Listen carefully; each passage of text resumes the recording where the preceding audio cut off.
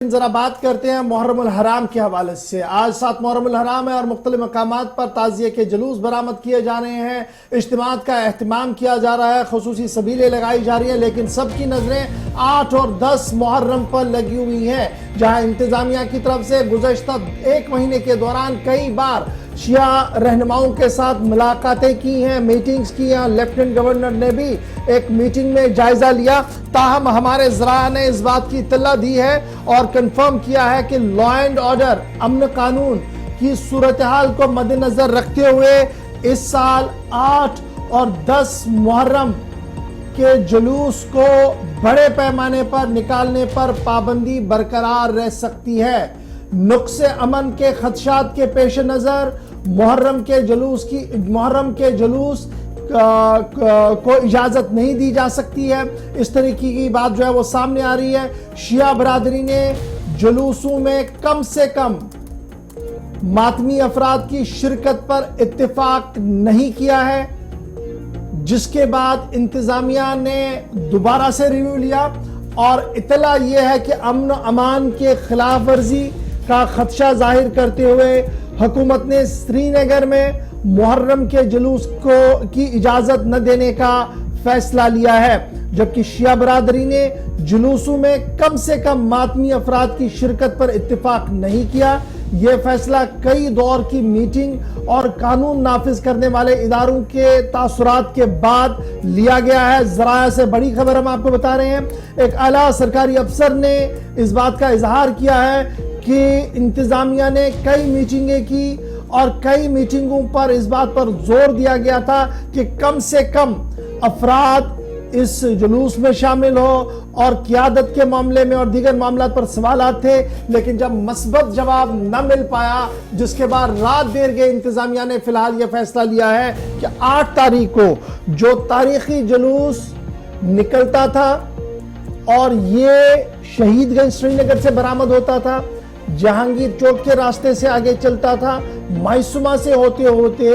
جلگیٹ کی امام بارگاہ تک یہ امام بار چلتا تھا اور ایک تاریخی جلوس ہوا کرتا تھا ماضی میں۔ یہ ماضی کی بات ہے اور اس ماضی کے جلوس کو اب برآمد نہیں کیا جائے گا دوبارہ سے۔ فی الحال اس طریقے کی اطلاعات جو ہے وہ سامنے آ رہی ہے۔ 80s میں اس جلوس پر پابندی عائد کر دی گئی تھی، 86 میں اس پر سب سے پہلے پابندی عائد کر دی گئی تھی اور 86 سے لے کر اب تک یہ پابندی برقرار رہی ہے۔ تاہم اس بار لیفٹیننٹ گورنر انتظامیہ نے کوششوں کا آغاز ضرور کیا تھا کہ بیچ کا راستہ لے کر بڑے تعزیے کے جلوس کے بجائے مختصر انداز میں جلوس کو نکالا جائے، جس پر شاید شیعہ لیڈرز اور انجمنیں متفق نہیں ہو پائی، جس کے بعد سرکاری ذرائع نے جو ہمیں اطلاع دی ہے، جو ہمیں خبر بتائی ہے ہمارے سورسز نے، وہ یہ ہے کہ انتظامیہ نے رات دیر گئے 8 اور 10 پر وہ پابندی جو 1986 میں لگی تھی اس کو برقرار رکھنے کا فیصلہ لیا ہے۔ آپ کو یاد ہوگا کہ کل ڈویژنل کمشنر سری نگر کشمیر جو تھے وہ پولو ویو سری نگر کے اندر تھے اور جب نامہ نگاروں نے ان سے پوچھا تھا کہ جناب محرم کے حوالے سے کیا کچھ انتظامات ہیں، تو انہوں نے اس بات کا برملا اظہار کیا تھا کہ حکومت اپنے طریقے سے تیار ہے، کوششیں کی جا رہی ہے، لیکن دوسرے فریق کی طرف سے بھی تھوڑا بینڈ ہونا پڑے گا، تھوڑی سی جو چیزیں ہیں ان کو کلیئر کرنا پڑے گا۔ جب تک وہ نہیں ہوگی تب تک شاید اجازت نہ مل پائے، لیکن ہمیں رات دیر گئی یہ کنفرم خبر سامنے آ رہی ہے ذرائع سے کہ انتظامیہ نے فی الحال من بنا لیا ہے کہ 8 تاریخ کو سری نگر میں برآمد ہونے والے جلوس پر پابندی فی الحال برقرار رہے گی، کیونکہ شیعہ آبادی اور شیعہ فرقے سے وابستہ لیڈران